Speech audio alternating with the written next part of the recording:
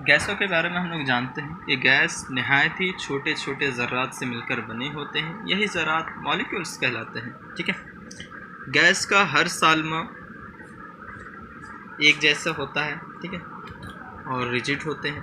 तो ये जो गैस का कंटेनर स्क्वायर शेप का आपको दिख रहा है, ठीक है। अब इसमें मैं क्या कर रहा हूँ कि गैस के साल में भर रहा हूँ, ठीक है, यानी गैस भरा। अब ये जो साल में है, ये आप देख रहे हैं कि बर्तन के पूरे चारों तरफ ये फैल गया और ये बर्तन की दीवारों से टकरा रहे हैं।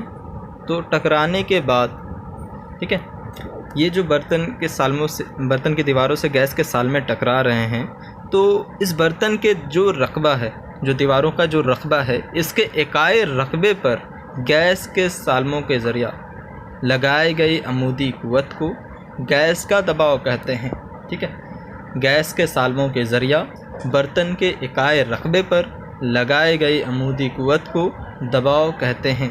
ठीक है, तो आप देख रहे हैं कि ये जो गैस के साल्मे हैं, ये बर्तन की दीवारों से टकरा रहे हैं और टकरा रहे हैं, तो जो इकाई रकबे पर क़ुव्वत लगा, यही इसका प्रेशर है। तो आप प्रेशर देख सकते हैं यहाँ पे।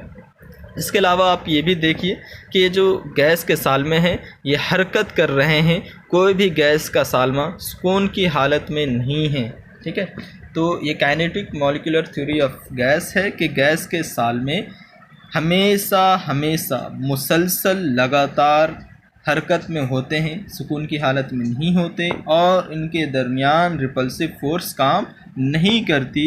और ये जो गैस के साल्मे आप देख रहे हैं, ये आपस में टकरा रहे हैं। तो ये जो टकराना है, टकराने को कॉलिजन कहते हैं। तो ये जो कॉलिजन है, इस कॉलिजन को हम कहते हैं कि ये परफेक्टली इलास्टिक कॉलिजन है।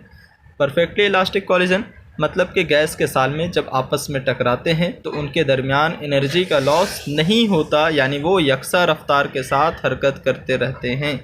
ठीक है, और दो साल्मों के दरमियान या दो साल्मों के टकराव के दरमियान साल्मा के ज़रिया तय हुई औसत दूरी साल्मे का मीन फ्री पाथ कहलाता है। ये जो गैस के मॉलिक्यूल्स हैं, ये टकराने, ठीक है, इनके टकराव के दरमियान जो स्पेस है, ठीक है, जो दूरी है, दो साल्मों के टकराव के दरमियान जो दूरी है, इस दूरी को ही हम मीन फ्री पाथ कहते हैं। ठीक है, और आइडियल गैस ये इसलिए है क्योंकि आप देख सकते हैं कि गैस के साल्मों का जितना भी साइज है, वो सभी के सभी साल्मों का साइज एक जैसा है। सभी साल्मे एक जैसे हैं और ये भी देखिए कि ये सभी के सभी रिजिड हैं। ठीक है, यानी टकराने के बावजूद इनका साइज या शेप चेंज नहीं होता और इनके दरमियान इंटरमॉलिक्यूलर फोर्स भी नहीं होती। ठीक है, और इस पे ग्रेविटी का कोई असर नहीं होता। ठीक है, ये याद रखिएगा, आइडियल गैस पे ग्रेविटी का कोई असर नहीं होता। ठीक है, तो काइनेटिक मॉलिक्यूलर थ्योरी यही है कि गैस के सभी साल्मे एक जैसे होते हैं, रिजिड होते हैं, स्फेरिकल होते हैं और इनके दरमियान इंटरमॉलिक्यूलर स्पेस बहुत ज़्यादा होती है। इंटरमॉलिक्यूलर फोर्स बिल्कुल कम होती है या नहीं होता है।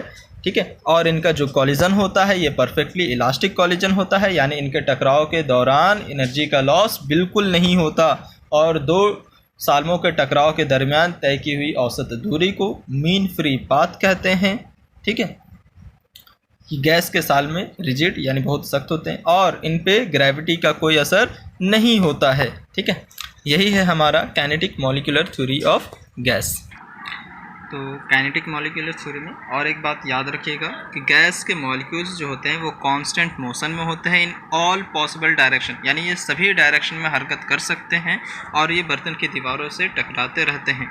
ठीक है, और ये भी कि इनका जो मोशन होता है वो हमेशा स्ट्रेट लाइन में होता है। ठीक है, आप देख सकते हैं कि गैस के जो साल्मे हैं वो स्ट्रेट लाइन में मोशन कर रहे हैं और टकराने के बाद यानी कॉलिजन के बाद इनकी डायरेक्शन चेंज होती है और ये किसी भी डायरेक्शन में हरकत कर सकते हैं, लेकिन हमेशा स्ट्रेट लाइन में ही हरकत करते हैं। या तो ये फिर दोबारा किसी मॉलिक्यूल से टकराएंगे या बर्तन की दीवारों से टकराएंगे, लेकिन इनका जो मोशन होता है वो हमेशा स्ट्रेट लाइन में ही होता है। ठीक है, तो गैस के साल्मों की हरकत जो होती है वो स्ट्रेट लाइन में होती है और वो ऑल पॉसिबल डायरेक्शन में हरकत कर सकते हैं। ये हमेशा कांस्टेंट मोशन में होते हैं।